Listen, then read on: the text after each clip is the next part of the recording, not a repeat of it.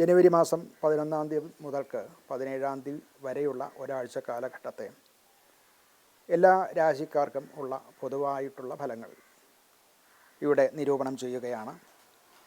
അടുത്തത് മിഥുനം രാശിയാണ്. മകയിരത്തിൻ്റെ അവസാനത്തെ 2 പാദം, തിരുവാതിര, പുണർദം, മുക്കാല്, പുണർദത്തിൻ്റെ 1, 2, 3 പാദങ്ങൾ, ഈ നക്ഷത്രങ്ങൾ ചേർന്നതാണ് മിഥുനക്കൂറ്.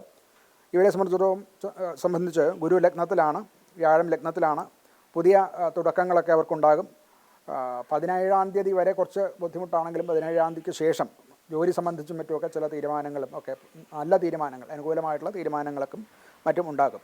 സാമ്പത്തികമായിട്ട് ചിലവ് കുറച്ച് വർദ്ധിക്കാനിടയുണ്ട്. എങ്കിലും സ്ഥിര വരുമാനമുണ്ടാകും. സാമ്പത്തികം നിയന്ത്രണത്തിലായിരിക്കുകയും ചെയ്യും. ആരോഗ്യ സംബന്ധമായിട്ട് ചില ഉറക്ക പ്രശ്നങ്ങളും അതുകൊണ്ട് തന്നെ ചില നാഡീ സംബന്ധമായിട്ടുള്ള വീക്ക്നെസ്സൊക്കെ ഉള്ളവർ പ്രത്യേകം ശ്രദ്ധിക്കുക. അവരുടെ ഉറക്ക പ്രശ്നങ്ങളൊക്കെ ഉണ്ടാകാവുന്നതാണ്. അതൊക്കെ കണക്കിലെടുത്ത് അവരുടെ ആരോഗ്യ സംബന്ധമായിട്ടുള്ള കാര്യങ്ങൾ ശ്രദ്ധിക്കേണ്ടതാണ്. കുടുംബപരമായിട്ടുള്ള തീരുമാനങ്ങൾ, നമ്മളെടുക്കുന്ന തീരുമാനം കൊണ്ട് കുടുംബത്തിലെ മറ്റു വ്യക്തികൾക്ക് ചില ബുദ്ധിമുട്ടുകൾ ഉണ്ടായെന്നിരിക്കാം. അത് പ്രത്യേകം ശ്രദ്ധിച്ചുകൊണ്ട് വേണം കുടുംബ സംബന്ധമായിട്ടുള്ള കാര്യങ്ങളിൽ തീരുമാനമെടുക്കാൻ. മിഥുനക്കൂറുകാർക്ക് ബുധനാഴ്ച ദിവസം ബുധ ക്ഷേത്രത്തിൽ അഥവാ ശ്രീകൃഷ്ണ ക്ഷേത്രത്തിൽ അഥവാ സുദർശനം, നരസിംഹം മുതലായിട്ടുള്ള വൈഷ്ണവമായിട്ടുള്ള ക്ഷേത്രങ്ങളിൽ ദർശനം നടത്തുന്നത് നല്ലതാണ്. തുളസിക്ക് വെള്ളമൊഴിക്കുക, തുളസി തീർത്ഥം കുടിക്കുക, ഇതൊക്കെയും നല്ലതാണ്. അതോടൊപ്പം തന്നെ ധ്യാനം ശീലിക്കേണ്ടതും ആവശ്യമായിട്ടുള്ളതാണ്. ആഴ്ചയുടെ മധ്യത്തിൽ 14-ാം തീയതി, ജനുവരി 14-ാം തീയതി മകര സംക്രമമാണ്. ഒരു ഉത്തരായന കാലം കൂടെ നമുക്കുണ്ടാവുകയാണ്. ദേവന്മാർക്ക് ഒരു ദിവസം എന്ന് പറയുന്നത് നമ്മുടെ ഒരു വർഷമാണെന്നാണ്. അതിൽ ദേവന്മാർ ഉണർന്നിരിക്കുന്ന കാലമാണ് ഉത്തരായന കാലം. ആ ഉത്തരായന കാലം ആകുന്ന 6 മാസത്തിൻ്റെ ആരംഭമാണ് ജനുവരി മാസം 14-ാം തീയതി.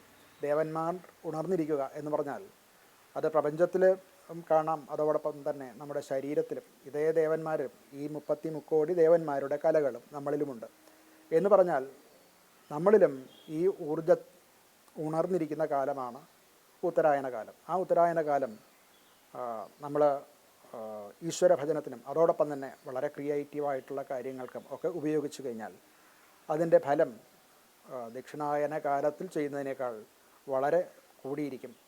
നമുക്കറിയാം, സൂര്യൻ്റെ ശക്തിയും ഈ പറയുന്ന ഉത്തരായന കാലത്തിലാണ് പൂർണ്ണമായിട്ട് നമുക്കുണ്ടാവുന്നത്. ഈ കാലം നമുക്ക് ഈശ്വരഭജനത്തിനായിട്ടും ഒരു നൂതനമായിട്ടുള്ള ഭാരതം കെട്ടിപ്പടുക്കുന്നതിനും വേണ്ടിയിട്ട് നമ്മുടെ ഊർജം പൂർണ്ണമായിട്ട് ഉപയോഗിക്കാം. അതിനു വേണ്ടിയിട്ട് പ്രതിജ്ഞയെടുക്കാം. അതിനു വേണ്ടിയിട്ട് സർവേശ്വരൻ നമ്മളെ അനുഗ്രഹിക്കട്ടെ.